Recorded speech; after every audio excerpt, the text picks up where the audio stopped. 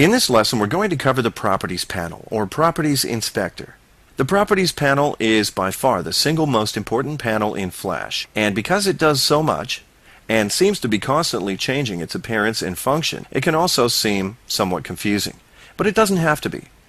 The Properties panel simply changes its function according to what we're doing elsewhere in Flash, and these changes can be broken down into 5 major modes.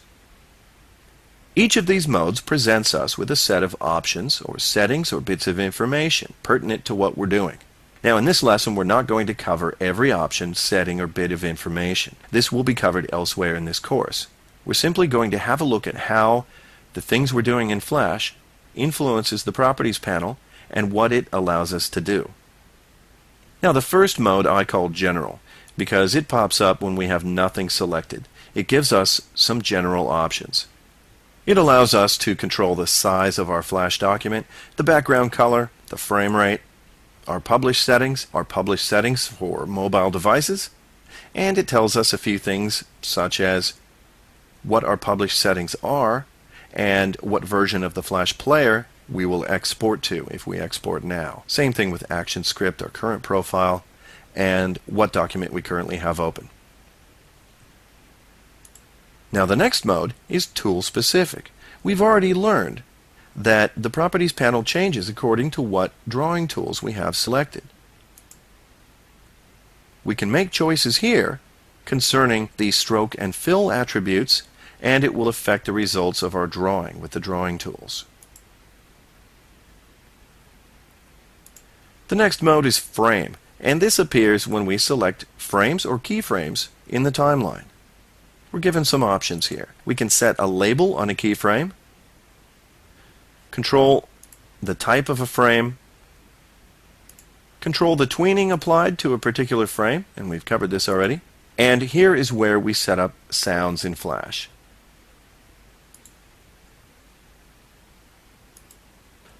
For the next mode, I'll turn on the visibility of some artwork here. The 2 remaining modes deal with basic drawn artwork on the stage and instances of symbols from the library. For the basic artwork mode, we're given the option to modify stroke and fill attributes. We can change a fill color, we can change a stroke color, and so on. We're also given width, height, and location attributes. If I want to make this narrower, say make it square, bring it back to 71 pixels wide, all I have to do is change the value here. For instances, this is a little bit different. We can still change the dimensions and location, but the rest of the options are different. First off, we have a drop-down box here. Now, we've discussed a little bit the idea of different types of symbols in the library. We have movie clips, buttons, and graphic symbols. When you place an instance on the stage, you can actually control the behavior of that particular instance by making a choice here. It doesn't affect the actual symbol in the library, but it will affect the behavior of this particular instance.